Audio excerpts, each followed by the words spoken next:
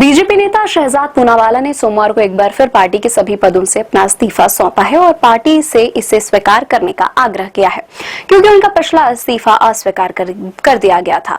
उन्होंने कहा कि मैं पार्टी की व्यवस्था छोड़ रहा हूं, परंतु विचार और व्यक्ति नहीं।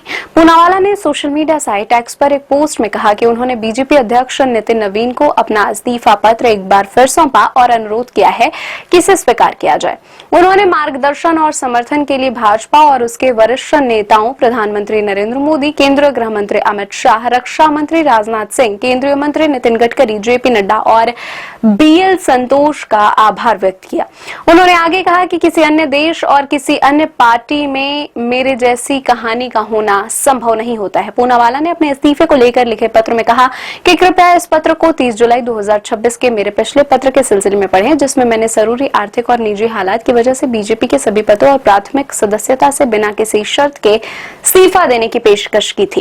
उन्होंने लिखा कि अब बहुत भावुक करने वाला था और मैं सचमुच आभारी हूं। पार्टी ने मेरा इस्तीफा तुरंत स्वीकार नहीं किया और मुझसे इस फैसले पर फिर से विचार करने का अनुरोध किया, लेकिन काफी सोच विचार के बाद मैंने यह अंतिम निर्णय किया है कि मैं बीजेपी के राष्ट्रीय प्रवक्ता के पद और सक्रिय प्राथमिक सदस्यता से मुक्त होने का आग्रह करना चाहता हूं। मैं पार्टी की व्यवस्था छोड़ रहा हूं, परंतु विचार और व्यक्ति नहीं।